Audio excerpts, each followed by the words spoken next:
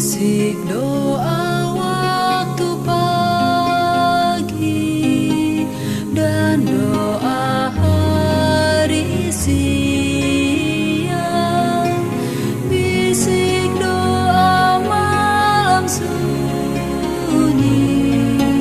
agar hatimu senang. Salam sejahtera untuk kita semua. Waktu yang istimewa ini kita akan gunakan bersama-sama untuk merenungkan kebenaran firman Tuhan. Sebelumnya mari kita berdoa. Bapa di sorga, kami membutuhkan kehadiran kuasa Roh Kudus-Mu. Kiranya dicurahkan di tengah-tengah kami saat ini, agar setiap firman yang akan kami baca dan renungkan kami boleh pahami, dan ini memberikan kekuatan iman bagi kami. Di dalam nama Yesus, nama yang indah, kami selalu berdoa dan mengucap syukur.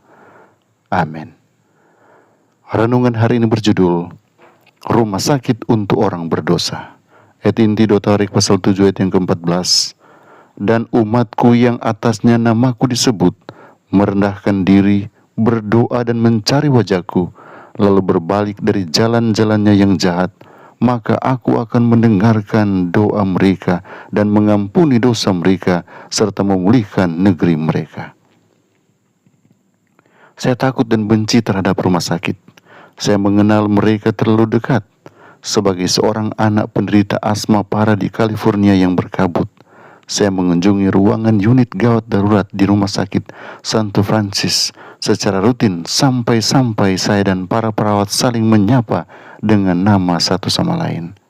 Saya bahkan memilih untuk melahirkan kedua anak saya di rumah. Jadi, ketika saya baru-baru ini memeriksakan diri ke pusat medis setempat untuk menjalani operasi rawat jalan, itu dilalui dengan banyak keluhan dan ragu-ragu bercampur takut. Dokter anestesi bertanya, apakah saya punya pertanyaan? Ya, benar. Saya meringis saat seorang mahasiswa keperawatan bergulat dengan jarum infus seukuran kait rajutan ke pembuluh darah saya. Saya tidak merokok atau minum alkohol atau makan daging, dan berat badan saya hanya 108 pon, dan saya sangat tidak menyukai obat. Jadi mungkin semakin sedikit obat yang saya dapatkan, semakin baik. Dia menjawab dengan serius, saya mengerti. Dan sebelum saya bisa menolak, dia sudah menyuntikkan isi spuit yang tampaknya besar itu ke dalam jarum. Apa itu tadi? Saya bertanya dengan khawatir. Hanya sedikit obat anti cemas. Dia menenangkan. Saat kepala saya mulai terasa hangat dan lemas, serta ruangan berputar-putar, semua teori konspirasi yang telah saya tolak selama bertahun-tahun menggelitik, semua kemungkinan baru yang mengerikan. Pemikiran semi-rasional terakhir saya adalah, mereka belum menidurkan saya masih bisa melarikan diri. Saya sering mendengar dikatakan bahwa gereja bukanlah tempat berkumpul orang-orang kudus, melainkan rumah sakit bagi orang-orang berdosa. Saya selalu menghargai analogi itu. Betapa benar bahwa masing-masing dari kita memasuki persekutuan gereja yang rusak secara moral dan emosional, bahkan sakit dengan cara tertentu. Betapa tidak berhaknya kita memandang rendah sesama pasien karena kekurangan mereka berbeda dengan atau mencerminkan kekurangan kita. Di sisi lain, saya juga berpikir bahwa jika gereja itu seperti rumah sakit, tidak semua orang bisa menjadi pasien. Setidaknya tidak setiap saat. Betapa bersyukur saya bahwa ada orang-orang di rumah sakit itu yang sehat dan mampu. Betapa menghiburnya melihat perawat saya duduk dengan setia di samping saya, berpakaian baik dan dalam keadaan waras, dengan spons di atas tongkat untuk memuaskan rasa haus saya, bibir saya yang kering. Saya senang gereja menjadi tempat yang lebih aman bagi jiwa-jiwa yang terluka.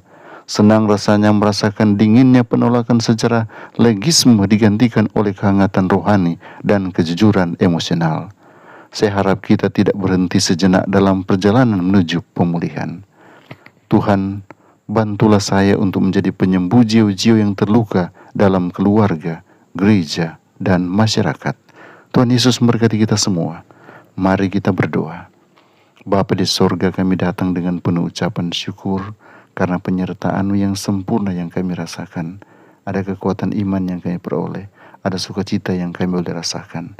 Biarlah kami boleh terus datang menyerahkan hidup kami di bawah kendali-Mu. Apa saja yang akan kami lakukan hari ini, berhasil bersama-sama dengan Tuhan. Kalaupun kami diperhadapkan dengan ujian dan tantangan hidup, kami yakini Tuhan di pihak orang-orang benar dan Tuhan siap menyelamatkan kami. Tuhan siap menuntun kami ke dalam segala kebenaran. Bapa, hanya ke dalam tangan-Mu juga hamba serahkan pergumulan-pergumulan yang dihadapi oleh anak-anak Tuhan. Apapun itu Tuhan, ketika kami serahkan ke dalam tangan-Mu, kami percaya solusi ada di hadapan kami. Kiranya kasih karunia-Mu dan damai sejahtera-Mu melimpah-limpah atas kami hari ini, besok, sampai hari Maranatha. Di dalam nama Yesus, nama yang indah, hamba berdoa dan mengucap syukur. Amin.